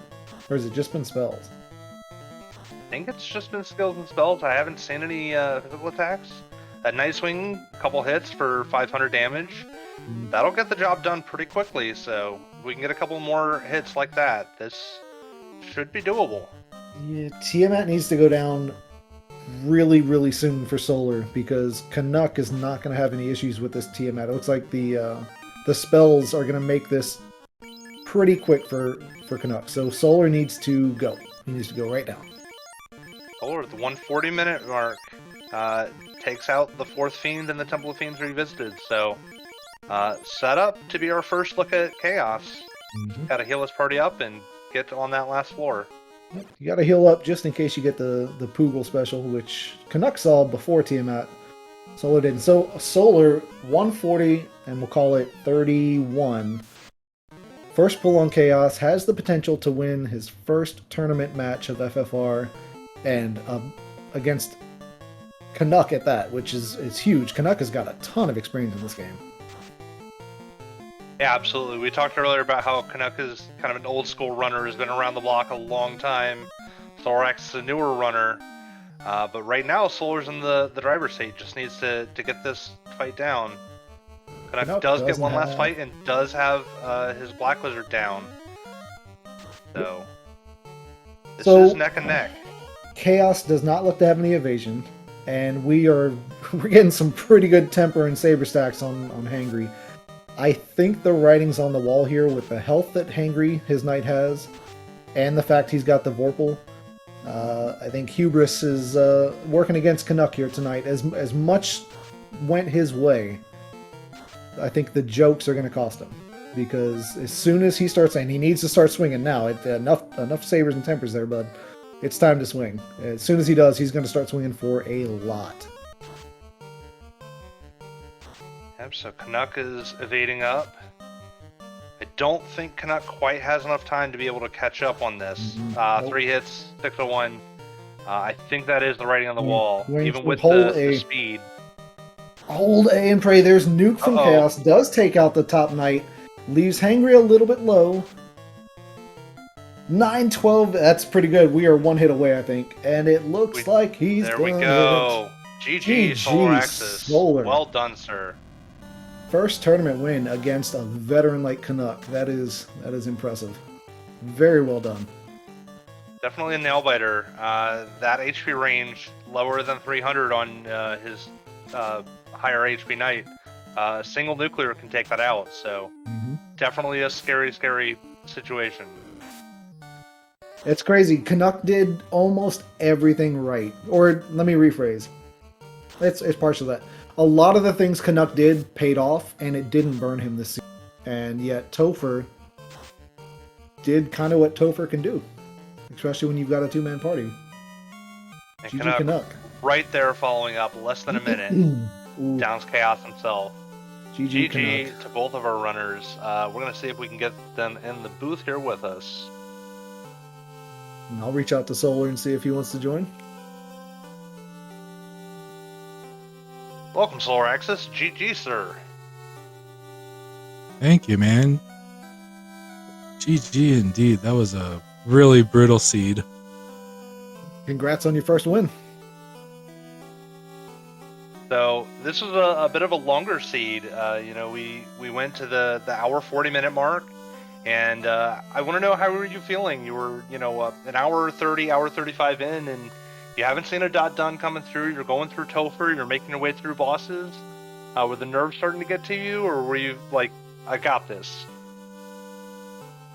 I'd say ever since about Sky Castle Tiamat, I was sitting there going, he's gotta be finishing any time this moment. It's like just ridiculous. We have our official SRL times thanks to Reese. Solaraxus, you finished 142.10, and Canuck, you finished 142.51. So just 41 seconds apart, you two. That was a very, very close race. GG's to both of you. Speaking of Canuck, we have him in the booth now. Welcome. I hate C. Why? Yeah. Why do you hate C so much, bud? Did you watch me wipe about 15 times? No, I just got to the race like 10 minutes ago. What happened? I tried to man mode it with the black belt, with the black mage, but then I hit lobsters, and that ruined that idea. Do you think it's the universe judging you for dropping the Vorpal? I almost dropped it in Sky. I expected Sky. I was tempted, and I'm like, well, I don't really have anything else. And then I found the Ice +1, and I'm like, oh, that's good enough, let's go. Well, GG to both of you. The only question I have, I think, if anyone watching this for the first time, if you're doing a case study on the seed, I'm going to ask Canuck first, and then I'll switch over to you, Solar, because you did the Force Party, which I think a lot of viewers love. It kind of spices things up. You got 3 fighters, you got a black mage. Canuck decided to Dan, or to kill off what we call danning, 2 of the fighters to funnel the XP into a fighter and a black mage. Whereas Solar went full party the entire time. Canuck, was there a reason why, or did you go out of your way to try to speed and power the seed, or was there a reason why you didn't gain as many levels as most people thought you would with the 2-man party? Was there strategy to it? Well, I always go 2-man, just to funnel the experience. I figured with 3 fighters, I mean, if you find one good weapon, no sense having 3 fighters. Plus, once I found the ruse stick, I was like, okay, the fighter can probably man mode this on his own with a good weapon. So, but there was really no... Do I look like a guy with a plan? Just go. So, alternatively, Solar, you opted not to funnel your XP, which made it a little bit harder for you to gain levels at the start. So, you kind of gave up some time, gave up some ground to Canuck early. He was able to get a pretty decent lead. I think at one point we had him like 2 dungeons, or 2 incentive checks ahead of you. But it worked out in your favor towards the end. How do you feel about your 4-man party? Did you ever think about cutting it down to save XP, or were you hoping to have as many people alive in Topher to take some of those hits and to spread out the gear? So I think I always feel, based on Force, that there's a level playing ground. So I know he's going to deal with the same stuff that I'm going to deal with, good or bad. And I kind of realized early on that I was really bad, apparently, at finding the loose items, because if you noticed, I when I left Sarda, or I think it's Sardia, whatever, or by Crescent Lake, there we go. When I left there, I thought about going up and just trying to check those chests. Later on, after seeing the blaze on the Argoyles, I was kind of happy I didn't, but then when I realized the 2 loose items were in there, I mean, by that point, I had checked so many chests that I figured I'm going to find gear along the way looking for these loose items. And with the way Topher's been the last couple seeds that I've done in the race, Topher's usually been pretty brutal. So I figured just having all of my players, hopefully by the high 20s, by the time I get to Chaos, that hopefully having a lot of gear and having a lot of XP on all those characters that, maybe I wouldn't end up with rediving Topher like I've done in the last 2 races. So that was mostly my reason for keeping all 4 characters up the whole time. Awesome. I mean, it paid off. That I'm sure you will go back and watch this back. That's kind of what closed the gap. Was Canuck went in with the 2 characters, and Kraken said otherwise multiple times. So it was a smart play. Back rode the black belt, the black mage the first time, and he front rode the fighter the second time. Yeah, that was an interesting adjustment that you made, switching the ruse stick to the black mage and going for full evasion on the black mage, trying to just kind of pure brute force your way through Kraken. Well, I figured the fighter with the dragon armor and that could take a shot. So that's why I wanted to try to get the black mage's evasion up first, so at least I could get a fast off. But then Kraken decides to 3-hit the fighter in a row and just wipe him out, so that didn't work. I definitely might have willed that into existence. I said nothing's going to hurt him now but crits. Yeah, he crit me twice. It was nice. In a row, too. Yeah, it was kind of interesting. You, in the end, you were able to take out Kraken too with the quad X. It actually turned out that Kraken 2's health pool wasn't tremendously high. You just were never able to chip through it and start seeing that because he took you out so quick on your wipes. Yeah, like once I had those 4 or 5 wipes on ice on water, I was like, well, he's probably way ahead of me now. So that's the funny part, is that he actually wasn't. So the C cost you a little bit of time, but you still, I think we had you about 7 minutes quicker going into Topher, so you still had some time. Kraken did Kraken things. Shadow pointed out your other 2 fighters were level 1, so I'm sure you probably agree with him that there was no point in resing them, even as meat shields. I had no life spell, so they're only level 1. I figured they wouldn't make it down to Kraken. Mm-hmm. So who's next? Who do you guys have coming up? You guys have played the same opponents. You played each other. What was that? This is our last pod fight. Yeah, this was our last race. Everybody else has played. Oh, you guys have Wildham, Danny, and then 2, so it's a 4-man seed. All right, so you guys are both sitting at what, 1 and 2 here? Yep. Yeah, well, that's good, because I won't be able to make the play-in race this weekend because I'm going away, so my tournament's over here. Oh, you gotta wonder, did Canuck throw tonight's match? More at 11. No, Canuck didn't. All right, well, GG's to you both. Solar, congrats on your first win. I know that first tournament win is such a huge feeling, especially since you're relatively new to actually playing an FFR. I know you said you watched a lot of Geyer, but it's a different beast when you're the one behind the controls and you have to make the decision. So to be able, and I mean this with all due respect, to be able to beat Canuck, who is a little weird, a little bit crafty, but certainly a veteran, I think is a huge notch in your FFR bedpost. It's a nice feather in your cap, so very, very well done. Yeah, that was a very fun race to watch, very close. Obviously, you guys both finished with, a minute apart, so we tried to give you a couple of things that we pointed out all throughout the commentary, so if you do end up watching this back, hopefully you can learn a couple things, both of you. Yeah, I have to go clean up a glass I threw across the room after I wiped in Whoopsie. I don't doubt that. I don't doubt that one bit. If I'd have been on camera, that last wipe where with the lobsters and the black mage, I almost destroyed everything. Literally.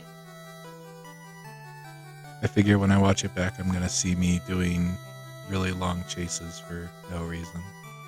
I played the seed well. I just didn't get any. I just got bad luck in the dungeons. Yeah, we'll wrap it up here just a little bit. But yeah, you did make some nice skips that paid off in your favor. But Shadow, take us home. All right. Well, thank you to Speed Gaming 4. Thank you to all the viewers that have come to watch. I hope you all had a good time. I'm ShadowWalker227. With me in the booth was Falconic and Reese Trakenwarus. Shoutouts to Hangrycanuck and Solaraxus for putting on a fine show and don't forget to follow everybody. Follow the runners, follow the tracker, follow us if you feel like. And thanks again to Speaking Before. Everybody have a great night.